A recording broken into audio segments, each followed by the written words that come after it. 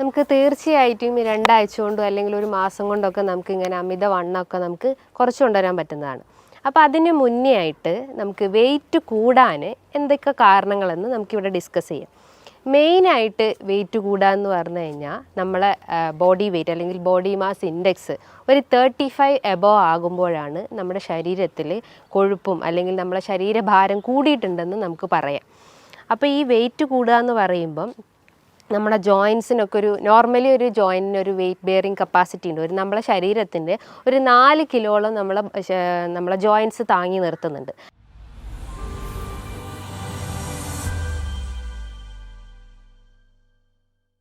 Hi ma'am, പലപ്പോഴും നമ്മുടെ അടുത്ത് അല്ലെങ്കിൽ ഒരു കമൻ്റ് ആയിട്ടോ അല്ലെങ്കിൽ ഒക്കെ ചോദിക്കാനുള്ളതാണ്, നമുക്കൊരാഴ്ച കൊണ്ട് 4 കിലോ അല്ലെങ്കിൽ 5 കിലോ ഒക്കെ കുറയ്ക്കാൻ പറ്റുമോ എന്നുള്ളത്. പ്രത്യേകിച്ച് നമ്മളെ പിന്നെ വെഡ്ഡിംഗ് ഒക്കെ വരികയാണെങ്കിൽ, നമ്മളെ സ്വന്തം വെഡ്ഡിംഗ് ആണെങ്കിലും അല്ലെങ്കിലൊക്കെ പല ആളുകളും ചോദിക്കാറുണ്ട്, നമുക്ക് ഒരു ഇഷ്ടപ്പെട്ട ഡ്രസ്സൊക്കെ ധരിക്കണമെങ്കിൽ ഒന്ന് ഈ ചാടിയ വയറൊന്ന് ഉള്ളിലാവണം, അതിന് ഒരാഴ്ച കൊണ്ട് എന്തെങ്കിലും മെത്തേഡ്സ് ഉണ്ടോ, അല്ലെങ്കിൽ 2 ആഴ്ച കൊണ്ട് 10 ദിവസം കൊണ്ട് 10 ദിവസത്തിനുള്ളിൽ തന്നെ നമുക്ക് ഇത്രയും കാര്യങ്ങൾ ചെയ്യാൻ പറ്റുമോ എന്ന് പലരും ചോദിക്കാറുണ്ട്. അങ്ങനെ നമുക്ക് പെട്ടെന്ന് തന്നെ ഒരാഴ്ച കൊണ്ടോ അല്ലെ 2 ആഴ്ച കൊണ്ടോ നമുക്ക് ഈസി ആയിട്ട് വെയിറ്റ് നമുക്ക് കുറയ്ക്കാനും അതുപോലെ തന്നെ നമ്മളെ ചാടിയ വയറൊന്ന് ഉള്ളിലാക്കാനും എന്തെങ്കിലും വഴികളുണ്ടോ?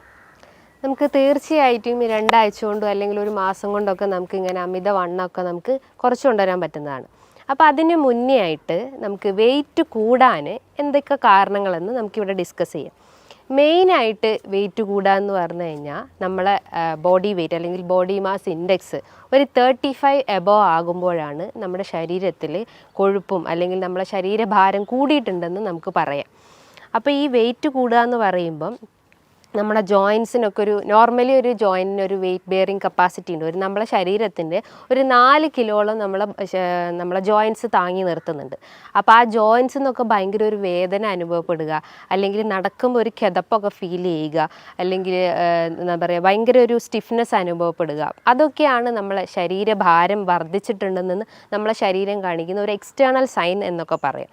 അതേപോലെ തന്നെ ചില ഡ്രസ്സൊക്കെ ഇടുമ്പോൾ നമ്മൾ ഇപ്പോൾ ഇട്ടുകൊണ്ടിരിക്കുന്ന ഡ്രസ്സ് കുറച്ച് കഴിഞ്ഞ് നമ്മൾ വെയിറ്റൊക്കെ കൂടി കഴിഞ്ഞ് നമുക്ക് ഇടാൻ ഭയങ്കര ബുദ്ധിമുട്ടായിരിക്കും, നമുക്ക് ഭയങ്കര ടൈറ്റായിരിക്കും, ചിലർക്ക് വയറായിട്ട് അനുഭവപ്പെടാം. അപ്പോൾ ഇത് വരാൻ ഒരുപാട് കാരണങ്ങളുണ്ട്. മെയിനായിട്ട് അവരെ ഭക്ഷണ രീതികൾ തന്നെയാണ്. നമുക്കറിയാം പണ്ട് കാലങ്ങളിലൊക്കെ ആളുകൾക്ക് അസുഖങ്ങൾ വരുന്നത് വളരെ കുറവാണ്. അതായത് ഫാറ്റി ലിവർ പോലത്തതും ഫൈബ്രോയിഡ് ഇഷ്യൂസ്, PCOD ഇഷ്യൂസൊക്കെ വരുന്നത് വളരെ കുറവാണ്. ഇന്നൊരു ജനറേഷൻ നോക്കുമ്പോൾ ഒരു 100-ൽ 60% ആളുകളിലും ഈ ഫാറ്റി ലിവർ ഇഷ്യൂസ് ഉണ്ട്. ഒരു 60% ആളുകൾ തന്നെ PCODൻ്റെ ഇഷ്യൂസ് ഉണ്ട്. അപ്പോൾ അതുമൂലം ഇൻഫെർട്ടിലിറ്റി കംപ്ലയിൻസ്, കുട്ടികളില്ലാത്ത ബുദ്ധിമുട്ടുകളൊക്കെ ഇന്ന് വളരെ കോമൺ ആയിട്ടുള്ള കാര്യങ്ങളാണ്. അപ്പോൾ അവരൊക്കെ മെയിൻ ഒരു റീസൺ അല്ലെങ്കിൽ അത് വരാനുള്ള ഒരു റീസൺ എന്ന് പറഞ്ഞു കഴിഞ്ഞാൽ അവരൊരു ബാലൻസ് ഡയറ്റ് അവിടെ മെയിൻറ്റെയിൻ ചെയ്യുന്നില്ല. ഒരു ബാലൻസ് ഡയറ്റ് മെയിൻറ്റെയിൻ ചെയ്ത് കഴിഞ്ഞാൽ നമുക്കൊരുവിധം എല്ലാ അസുഖങ്ങളെയും നമുക്ക് കൺട്രോൾ ചെയ്യാൻ പറ്റുന്നതാണ്. അതായത് ബാലൻസ് ഡയറ്റ് എന്ന് പറയുമ്പം കാർബോഹൈഡ്രേറ്റ്, ഫാറ്റ്സ്, പ്രോട്ടീൻസ്, ഇത് 3ഉം തുല്യ രീതിയിൽ നമ്മളെ ഭക്ഷണത്തിൽ ഉൾപ്പെടുത്തി കഴിഞ്ഞ് കഴിഞ്ഞാൽ നമുക്ക് എല്ലാ അസുഖത്തെയും നമുക്ക് കൺട്രോൾ ചെയ്യാൻ പറ്റും. അപ്പം നമ്മൾ മരുന്നിനെയോ അല്ലെങ്കിൽ മറ്റെന്ത് മെഡിസിൻസിനെയോ ഒന്നും ഡിപ്പെൻഡ് ചെയ്യേണ്ട ആവശ്യമില്ല.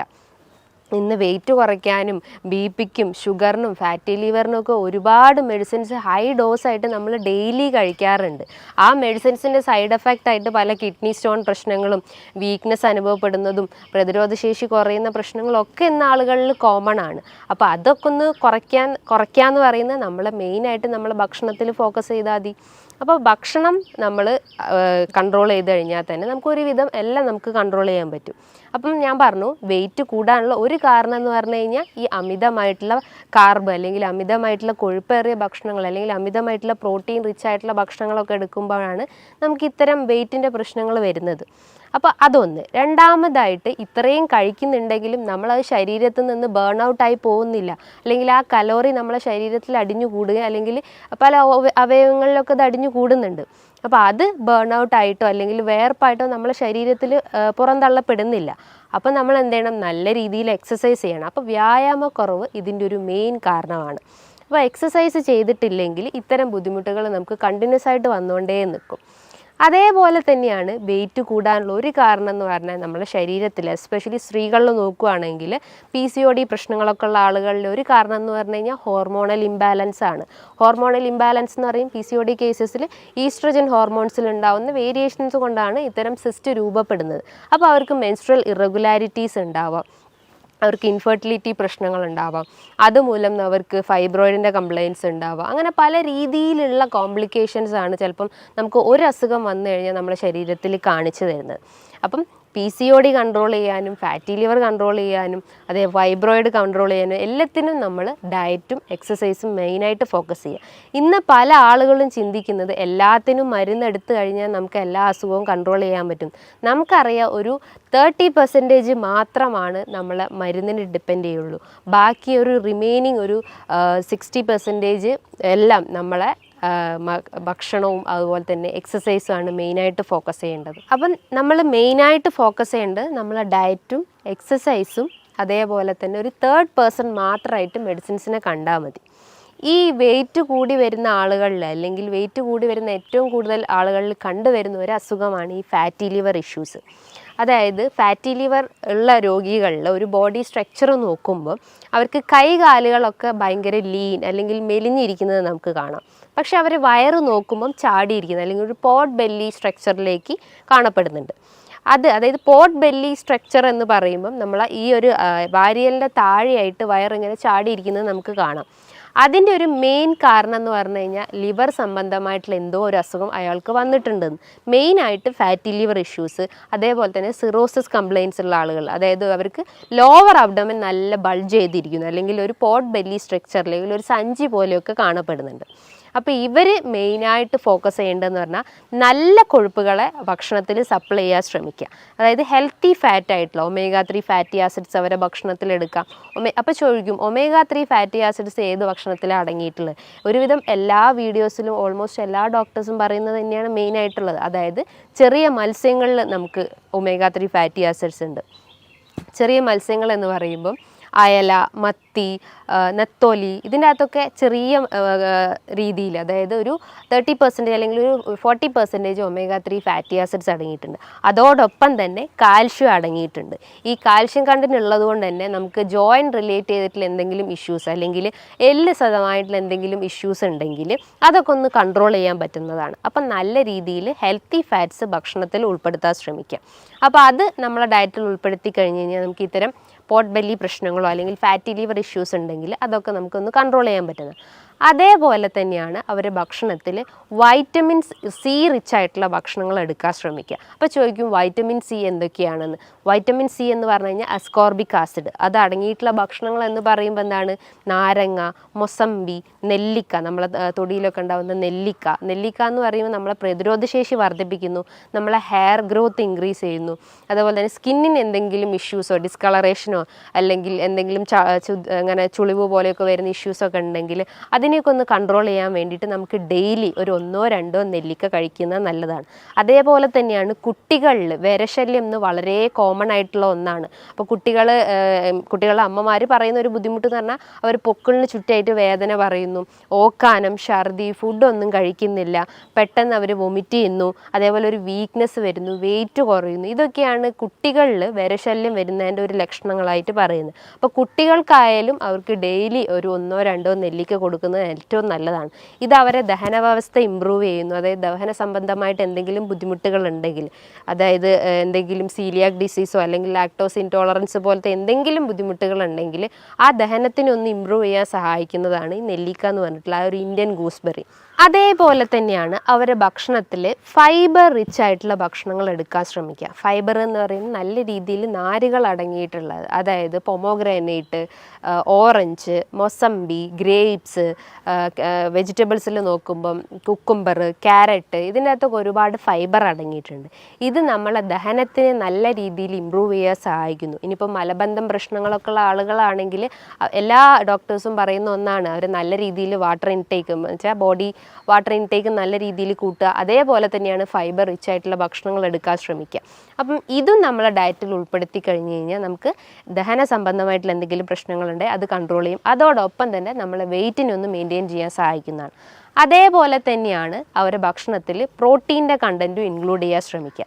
പ്രോട്ടീൻ എന്ന് പറയുമ്പോൾ ചെറിയ മത്സ്യങ്ങളാവട്ടെ, നട്ട്സ് ആവട്ടെ, സീഡ്സ് ആവട്ടെ, പംകിൻ സീഡ്സ്, ഫ്ലാക്സ് സീഡ്സ്, ബദാം, ആൽമണ്ട്, ഇതൊക്കെ അവരുടെ ഭക്ഷണത്തിൽ ഉൾപ്പെടുത്തി കഴിഞ്ഞ് കഴിഞ്ഞാൽ അവർക്ക് ഒരുവിധം എല്ലാ ലൈഫ് സ്റ്റൈൽ ഡിസോഴ്സും അവർക്ക് കൺട്രോൾ ചെയ്യാൻ പറ്റും. ഇന്ന് ഒരുവിധം അസുഖങ്ങൾക്കൊക്കെ മെയിൻ കാരണം എന്ന് പറഞ്ഞു കഴിഞ്ഞാൽ അമിതമായിട്ടുള്ള മദ്യപാനമാണ്, അല്ലെങ്കിൽ അമിതമായിട്ടുള്ള പുകവലിയാണ്. അപ്പോൾ ഈ പുകവലിയും മദ്യപാനമാണ് നമ്മളെ ഫാറ്റി ലിവറിനെ ട്രിഗർ ചെയ്യുന്നത്. സിറോസിസിൻ്റെ ഒരു മെയിൻ വില്ലനായിട്ട് പറയാം, നമുക്ക് ഒരു 10% വില്ലനായിട്ട് നമുക്ക് പറയാം ഈ ഒരു ആൽക്കഹോളിക് അഡിക്ഷൻസ് ആണ്. അപ്പം എല്ലാ അസുഖത്തിനെയും നമുക്ക് തടഞ്ഞു നിർത്താൻ പറ്റുന്നതാണ് നമ്മൾ ഈ പൂർണ്ണമായിട്ടും ആൽക്കഹോളും സ്മോക്കിംഗ് അഡിക്ഷൻസ് ഉണ്ടെങ്കിൽ അത് പൂർണ്ണമായിട്ടും ഒഴിവാക്കാൻ ശ്രമിക്കുക.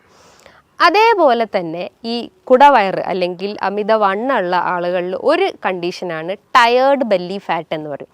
ടയേർഡ് ബെല്ലി ഫാറ്റ് എന്ന് പറയുമ്പം 2 ടയർ രൂപത്തിലായിട്ട് ഇങ്ങനെ വയറ് കിടക്കുന്നു. ഒന്ന് നമ്മുടെ വാരിയലിൻ്റെ താഴെയായിട്ടും ഒന്ന് നമ്മുടെ ലോവർ അബ്ഡമനിലായിട്ടും ഇങ്ങനെ വയറ് ചാടി കിടക്കുന്നത് കാണാം. ഇതിൻ്റെ ഒരു കാരണം എന്ന് പറഞ്ഞു കഴിഞ്ഞാൽ അവർ നല്ല രീതിയിൽ ഭക്ഷണം കഴിക്കുന്നു, അതായത് അമിതമായിട്ട് വലിച്ചു വാരി കഴിക്കുന്നു. ഒരു പ്രോപ്പർ ടൈമിംഗ് അവിടെ മെയിൻറ്റെയിൻ ചെയ്യുന്നില്ല. ബ്രേക്ക്ഫാസ്റ്റ് എന്ന് പറയുമ്പോൾ നമുക്കറിയാം ഒരു ബ്രെയിൻ ഫുഡായിട്ടാണ് വർക്ക് ചെയ്യുന്നത്. അപ്പോൾ പ്രോപ്പർ ടൈമിങ്ങിൽ ബ്രേക്ക്ഫാസ്റ്റ് കഴിച്ചിട്ടില്ലെങ്കിൽ നമുക്ക് ആ ഒരു ഫുൾ ഡേ റൂട്ടീൻ തന്നെ നമ്മൾ ഡിസോർഡേർഡ് ആയിപ്പോകും. കാരണം നമ്മളെ ദഹനത്തിന് അല്ലെങ്കിൽ നമ്മളെ വയറിനറിയാം നമ്മൾ ഇന്ന ടൈമിലാണ് ഫുഡ് കഴിക്കുക. അപ്പോൾ ആ ഒരു ആ ഒരു ഡിസ്ഫങ്ഷൻ തന്നെ അവിടെ കറക്റ്റ് ആവില്ല. ഐ മീൻ പ്രോപ്പറായിട്ട് നമ്മളെ ദഹനം ഫങ്ഷൻ ചെയ്യുന്നില്ല. അപ്പം ബ്രേക്ക്ഫാസ്റ്റ് സ്കിപ്പ് ചെയ്ത് കഴിഞ്ഞാൽ ഇത്തരം ഇഷ്യൂസ് വരാനുള്ള ചാൻസസ് ഉണ്ട്. അതേപോലെ തന്നെ അവർ നല്ല രീതിയിൽ ഈ ഫ്രക്ടോസ് അല്ലെങ്കിൽ നല്ല രീതിയിൽ മധുരമേറിയ ഭക്ഷണങ്ങൾ എടുക്കാൻ ശ്രമിക്കുന്നത്. അതായത് ബിസ്ക്കറ്റ് ഡെയിലി ചിലപ്പോൾ 2 പാക്കറ്റ് ബിസ്ക്കറ്റൊക്കെ കഴിക്കുന്ന ആളുകളായിരിക്കാം. അതേപോലെ കേക്ക്സ്, പേസ്ട്രി, അതേപോലെ ice creams, chocolates, daily 2-3 glass caffeine അല്ലെങ്കിൽ കോഫി കുടിക്കുന്നത്, അതേപോലെ ചായ കുടിക്കുന്നത്, ഇതൊക്കെ ഒരു അഡിക്ഷൻസ് ആയിട്ട് കണ്ടിന്യൂസ് ആയിട്ട് അവർ ഫോളോ ചെയ്തിട്ടുള്ള ആളുകളായിരിക്കും. അപ്പോൾ അത്തരം ആളുകളിലും ഇത്തരം ടയേർഡ് ബെല്ലി ഫാറ്റ് കണ്ടുവന്നിട്ടുണ്ട്. ഇതിനെ അവർ മെയിനായിട്ട് ശ്രദ്ധിക്കേണ്ടത് ഇത്തരം ദുശീലങ്ങളുണ്ടെങ്കിൽ അത് പൂർണ്ണമായിട്ട് ഒഴിവാക്കാൻ ശ്രമിക്കുക. പകരം നല്ല രീതിയിൽ ബെല്ലി എക്സസൈസസ് ചെയ്യാൻ ശ്രമിക്കുക.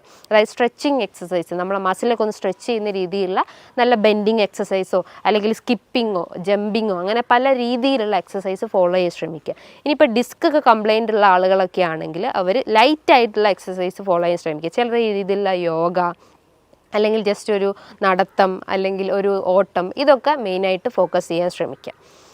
അതേപോലെ തന്നെയാണ് ഈ കുടവയർ അല്ലെങ്കിൽ വെയിറ്റ് കൂടി വരുന്ന കുറച്ച് ആളുകളിൽ കണ്ടിട്ടുള്ളതാണ് മോംസ് ബെല്ലി ഫാറ്റ് എന്ന് പറയും.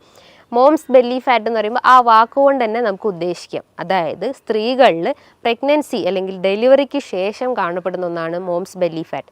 ഇതിൻ്റെ ഒരു കാരണം എന്ന് പറഞ്ഞു കഴിഞ്ഞാൽ അവർ ആ ഒരു അബ്ഡോമിനൽ മസിൽസ് നന്നായിട്ട് സ്ട്രെച്ച് ചെയ്യും. ഇപ്പോൾ സിസേറിയൻ സെക്ഷൻ ആയാലും അല്ലെങ്കിൽ നോർമൽ ഡെലിവറി ആയാലും നല്ല രീതിയിൽ ആ മസിൽസ് ഒന്ന് സ്ട്രെച്ച് ചെയ്യാനുള്ള ചാൻസസ് ഉണ്ട്. അപ്പോൾ അതുമൂലമാണ് അവർക്ക് ഈ ഒരു കുടവയർ അല്ലെങ്കിൽ അമിതവണ്ണമൊക്കെ ഡെവലപ്പ് ചെയ്യുന്നത്. അപ്പോൾ അവരും മെയിനായിട്ട് ശ്രദ്ധിക്കേണ്ടത് അവരെ എക്സസൈസാണ് മെയിനായിട്ട്. അതേപോലെ തന്നെയാണ് hormonal belly fat.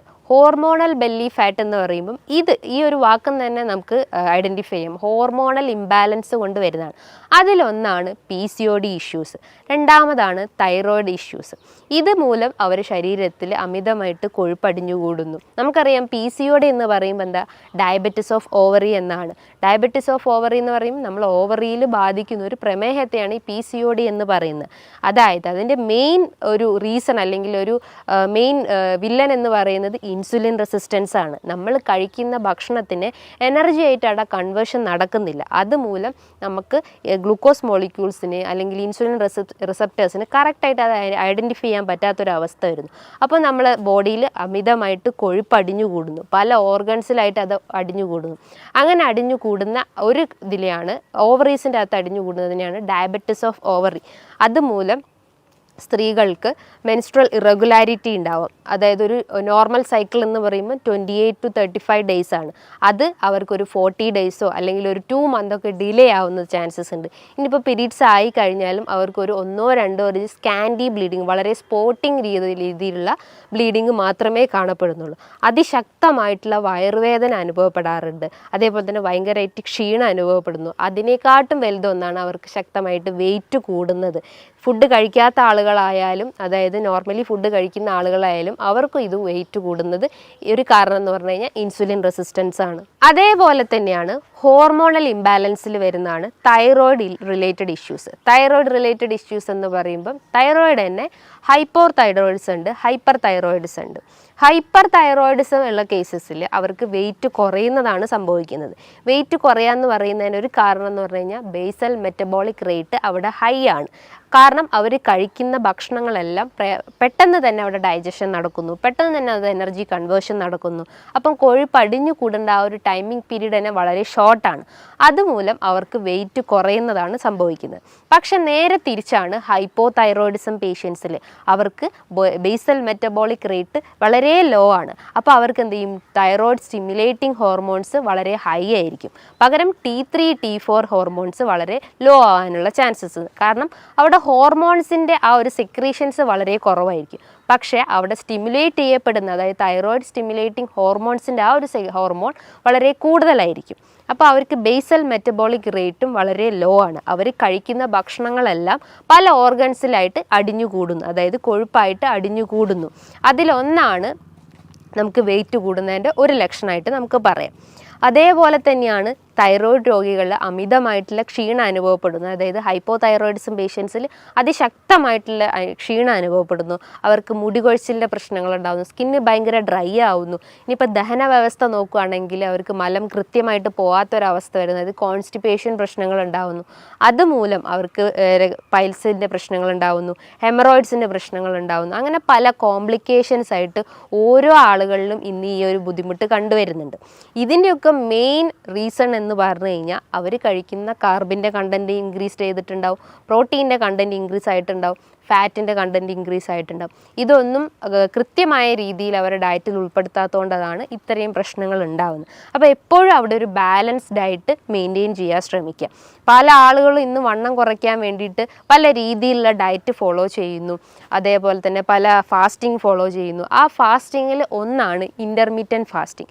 Intermittent fasting നമ്മൾ ചെയ്യുമ്പം നമ്മൾ ശരീരത്തിൽ അടിഞ്ഞു കൂടി കിടക്കുന്ന കൊഴുപ്പിനെയൊക്കെ ഒന്ന് അലിയിച്ച് കളയും, അല്ലെങ്കിൽ അതിനെ ബേൺ ഔട്ട് ചെയ്യാൻ സഹായിക്കുന്ന ഒരു മെത്തേഡാണ് ഇൻ്റർമീഡിയൻറ്റ് ഫാസ്റ്റിംഗ്. അതായത് ഒരു 16 hours അല്ലെങ്കിൽ 14 to 16 hours നമ്മൾ ഫുഡെല്ലാം സ്കിപ്പ് ചെയ്തിട്ട് ഈവൺ ഒരു വാട്ടർ ഇൻടേക്ക് പോലും അവിടെ പാടില്ല. അപ്പോൾ അത്രയും ഫാസ്റ്റിംഗ് അവിടെ മെയിൻറ്റെയിൻ ചെയ്ത് കഴിഞ്ഞാൽ അവർക്ക് ഈ ഒരു ക്ഷീണം അല്ലെങ്കിൽ ഇത്തരം കൊഴുപ്പൊക്കെ നമ്മുടെ ശരീരത്തിൽ നിന്ന് തന്നെ നമുക്ക് ബേൺ ഔട്ട് ചെയ്യാൻ സഹായിക്കാവുന്നതാണ്. ഇനിയിപ്പം ഈ ഒരു ഡയറ്റ് ഫാസ്റ്റിംഗ് മാത്രമാണെങ്കിൽ അവരെന്തൊക്കെയാണ് അവരുടെ ഭക്ഷണത്തിൽ ഉൾപ്പെടുത്തേണ്ടതെന്ന് പലർക്കുമുള്ള സംശയങ്ങളുണ്ടാവും. എത്ര രീതിയിൽ കാർബ് എടുക്കണം, എത്ര രീതിയിൽ പ്രോട്ടീൻസ് എടുക്കണം, എത്ര രീതിയിൽ ഫാറ്റ്സ് എടുക്കണം എന്ന് പല ആളുകളും ചോദിക്കാറുണ്ട്.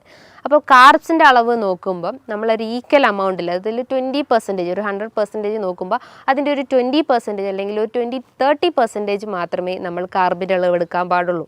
അതേപോലെ തന്നെ ഒരു ഈക്വൽ എമൗണ്ട് തന്നെ നമ്മൾ പ്രോട്ടീൻസിൻ്റെ അളവും ഫാറ്റ്സിൻ്റെ അളവും മെയിൻറ്റെയിൻ ചെയ്യാൻ ശ്രമിക്കാം. അതേപോലെ നമ്മൾ ശ്രദ്ധിക്കേണ്ട ഒരു കാര്യം എന്ന് പറഞ്ഞു കഴിഞ്ഞാൽ നമ്മൾ വലിച്ചു വാരി, അതായത് 3 നേരം നമ്മൾ വലിച്ചു വാരി ഭക്ഷണം കഴിക്കുന്നതിന് പകരം നമ്മൾ 6 നേരമാക്കി ഭക്ഷണം കഴിക്കുക.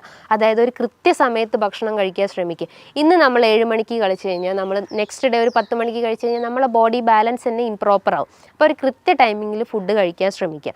മോർണിംഗിൽ നമ്മൾ ഒരു 7 to 8 ഉള്ളിൽ കൃത്യമായിട്ട് ബ്രേക്ക്ഫാസ്റ്റ് കഴിക്കാൻ ശ്രമിക്കുക. രാവിലെ എഴുന്നേറ്റാൽ ഉടനെ തന്നെ വെറും വയറ്റിൽ ഒരു തിളപ്പിച്ചാറിയ വെള്ളം കുടിക്കാൻ ശ്രമിക്കുക. ആ വാട്ടറിൻ്റെ അകത്തേക്കൊന്നും ആഡ് ചെയ്യേണ്ട ആവശ്യമില്ല. നല്ല തിളപ്പിച്ചാറിയ വെള്ളം കുടിച്ചു കഴിഞ്ഞാൽ നമുക്ക് എന്തെങ്കിലും മലബന്ധം പ്രശ്നങ്ങളോ അല്ലെങ്കിൽ ഗ്യാസിൻ്റെ പ്രശ്നങ്ങളോ നെഞ്ചരിച്ചിലിൻ്റെ പ്രശ്നങ്ങളോ ഒക്കെ ഉണ്ടെങ്കിൽ അതിനൊക്കെ ഒന്ന് കൺട്രോൾ ചെയ്യാൻ പറ്റുന്നതാണ് ഈ ഒരു വാട്ടർ ഇൻടേക്ക് എന്ന് പറയുന്നത്.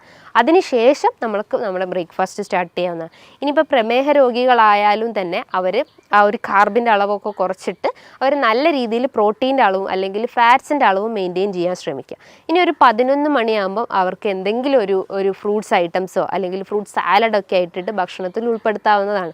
നമുക്കറിയാം, നമ്മൾ ശ്രദ്ധിക്കേണ്ട ഒരു കാര്യം എന്ന് പറഞ്ഞു കഴിഞ്ഞാൽ നമ്മളെപ്പോഴും ഫ്രൂട്ട്സ് കഴിക്കുമ്പോൾ ജ്യൂസ് ഫോമിൽ കഴിക്കാതിരിക്കുക.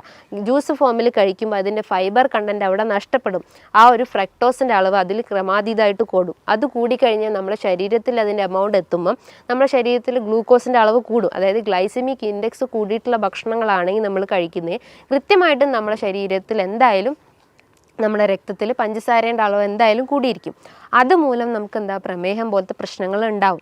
അപ്പോൾ എന്തായാലും നമ്മൾ ഫ്രൂട്ട്സ് കഴിക്കുമ്പോൾ ഒരു 1 hour അല്ലെങ്കിൽ ഒരു ഹാഫ് ആൻ അവർ മീൽസിന് മുന്നായിട്ട് കഴിക്കാൻ ശ്രമിക്കുക. അതും നല്ല രീതിയിൽ ചോപ്പ് ചെയ്തിട്ട് കട്ട് ചെയ്തിട്ട് അതിൻ്റെ അകത്ത് എന്തെങ്കിലും യോഗേർട്ടൊക്കെ ആഡ് ചെയ്ത് കഴിക്കുന്നത് നല്ല കാര്യമാണ്.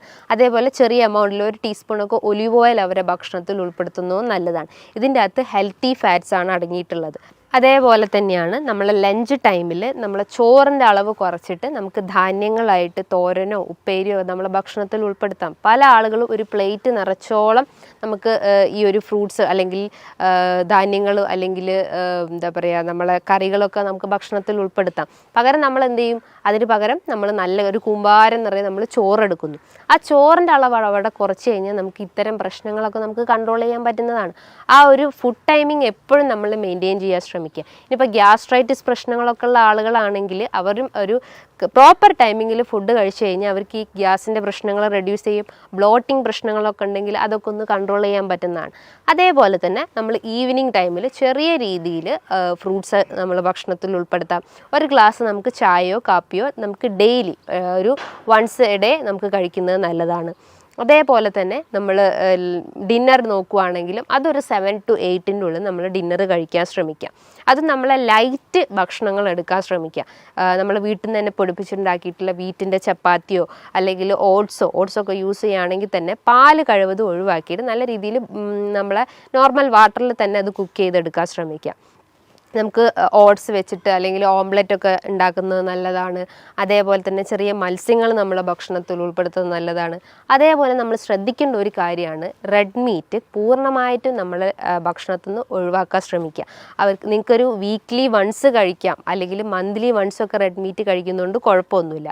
ഇത് നമ്മളെ ശരീരത്തിൽ യൂറിക് ആസിഡിൻ്റെ അളവിൻ്റെ കൂട്ടുന്നുണ്ട്. അപ്പോൾ അതുമൂലം നമുക്ക് ഗൗട്ടി കംപ്ലയിൻസ് ഒക്കെ ഇൻക്രീസ് ചെയ്യാനുള്ള ഒരു ചാൻസസ് ഉണ്ട്. അപ്പം നമ്മളെ ഭക്ഷണത്തിൽ എപ്പോഴും റെഡ് മീറ്റിൻ്റെ അളവ് കഴിവതും കുറയ്ക്കാൻ ശ്രമിക്കുക. നല്ല പോലെ എക്സസൈസ് ചെയ്യാൻ ശ്രമിക്കുക. നമ്മളെ ശരീരം നല്ല രീതിയിൽ വേർക്കുന്ന രീതിയിലുള്ള എക്സസൈസ് മെയിൻറ്റെയിൻ ചെയ്യാൻ ശ്രമിക്കുക. അത് കാർഡിയാക് എക്സസൈസ് ആവട്ടെ അല്ലെങ്കിൽ എയറോബിക് എക്സസൈസ് ആവട്ടെ, ചെറിയ രീതിയിലുള്ള നടത്തോ അല്ലെങ്കിൽ ഓട്ടോ എന്ത് നമ്മളെ ഭക്ഷണത്തിൽ നമ്മളെ ഡയറ്റിൽ അല്ലെങ്കിൽ നമ്മളെ ലൈഫ് സ്റ്റൈലിൽ ഉൾപ്പെടുത്തി കഴിഞ്ഞ് കഴിഞ്ഞാൽ നമുക്ക് ഇത്തരം പ്രശ്നങ്ങളൊക്കെ നമുക്ക് കൺട്രോൾ ചെയ്യാൻ പറ്റുന്നതാണ്. ഈ പറഞ്ഞിട്ടുള്ള ഒരു നല്ല രീതിയിലുള്ള ഒരു പാറ്റേണിൽ ഈ ഒരു മാനേജ്മെൻറ്റ് നമ്മൾ ഫോക്കസ് ചെയ്ത് കഴിഞ്ഞാൽ നമുക്ക് നമ്മളെ വെയിറ്റിനെ നമുക്ക് കൺട്രോൾ ചെയ്യാൻ പറ്റുന്നതാണ്. അതായത് നല്ല ഹെൽത്തി ഫാറ്റ് അല്ലെങ്കിൽ നല്ല ഹെൽത്തി പ്രോട്ടീൻസ് നമ്മൾ ഭക്ഷണത്തിൽ ഉൾപ്പെടുത്തി കഴിഞ്ഞ് കഴിഞ്ഞാൽ നമുക്ക് ഇത്തരം പ്രശ്നങ്ങളൊക്കെ നമുക്ക് ഒരു പരിധി വരെ നമുക്ക് കൺട്രോൾ ചെയ്യാൻ പറ്റുന്നതാണ്. ഇനി ഇതുമായി ബന്ധപ്പെട്ട് നിങ്ങൾക്ക് എന്തെങ്കിലും സംശയങ്ങളുണ്ടെങ്കിൽ താഴെ കാണുന്ന നമ്പറിൽ കോൺടാക്റ്റ് ചെയ്യാവുന്നതാണ്. നല്ലൊരു ഹെൽത്ത് ടോപ്പിക്കുമായി വീണ്ടും കാണാം. Thank you.